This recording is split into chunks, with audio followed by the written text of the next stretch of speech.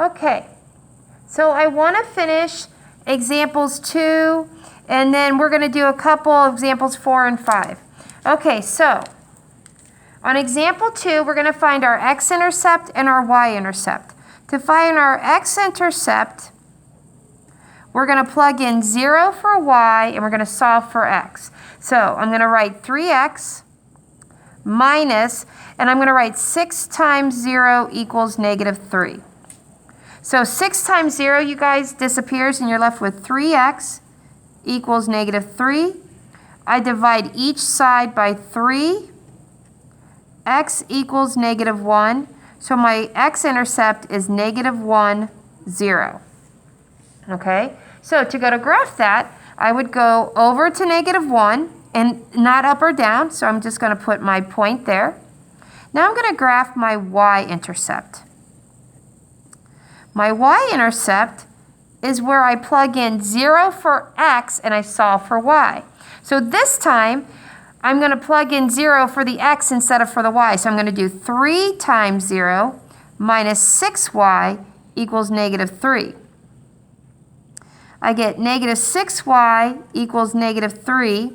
I divide both sides by negative 6. I get y equals 1/2.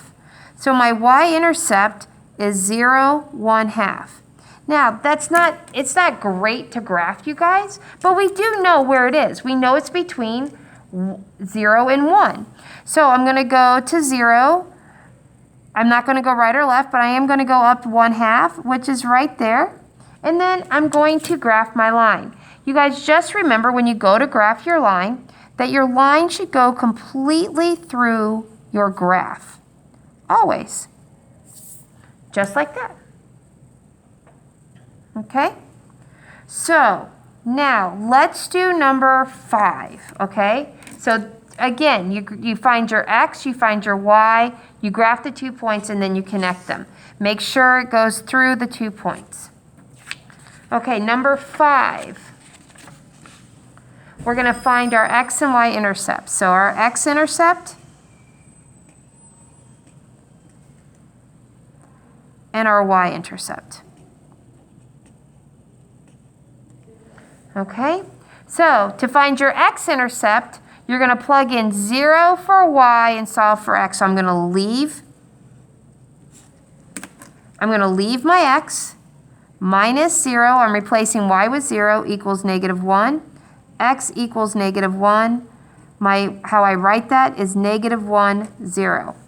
Now my y-intercept, I'm going to replace x with 0. I'm going to leave my y, and I'm going to set it equal to the negative 1 because that's what my equation is.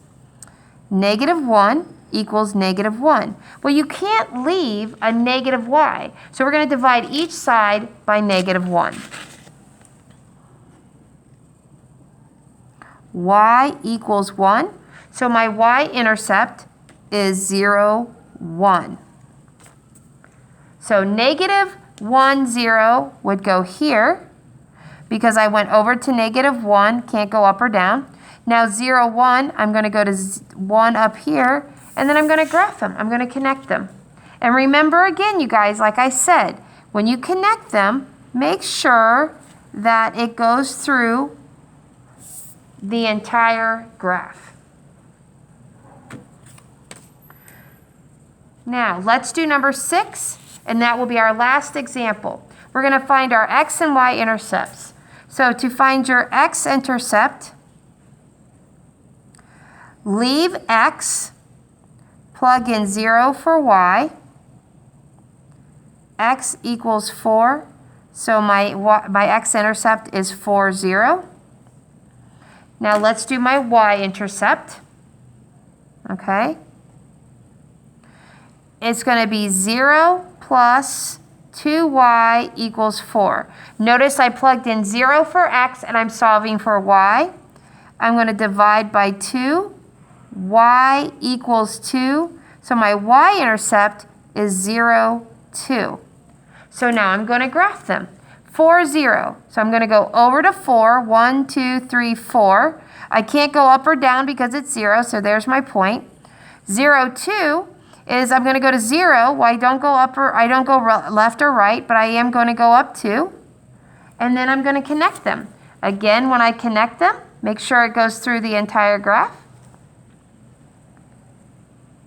And that is how you graph in standard form. I believe that you guys can do it. You are going to be able to have to identify. Remember, the x-intercept is always a number, comma, 0, and the y-intercept is always 0, comma, a number. So again, here are your notes. I'll probably put this up there for you so you guys can see it. Yes, we did skip number 4 and we did skip number 2, but that's okay. We got the gist of what I needed you to do. I hope you have a great day. If you have any questions, message me on Schoology or Remind. Thank you guys and have a great day.